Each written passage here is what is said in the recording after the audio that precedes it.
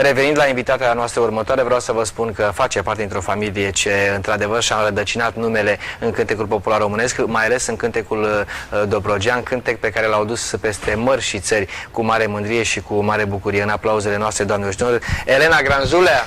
Frumoasa noastră Elena, draga noastră Elena Granzulea! Bună seara, bine ai venit și mă bucur pentru prezența ta. Vă mulțumesc mult. Îmi pare rău că n-a putut să vină și mama. Și mie îmi pare rău, dar... Sirma Granzulea, pe care o iubim și o salutăm. Dar primește salutările noastre de aici, de la Estrada TV, încă o dată, și îi mulțumim pentru edițiile frumoase pe care le-am realizat împreună. Așa este. Mulțumesc. Cu... Am emoții, întotdeauna am emoții. Păi da, pentru că ea acum venea de la un program foarte încărcat. Ea a venit la o pregătire de... Da, nu, ia te rog să ne un curs de explică-ne și de nouă. artă și sunt foarte încântată de ceea ce învăț.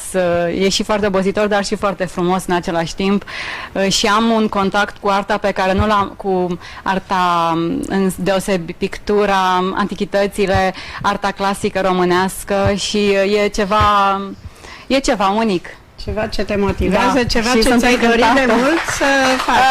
Da, probabil că dacă nu dădeam la pedagogic, dădeam la liceul de artă, dar nu a fost să fie.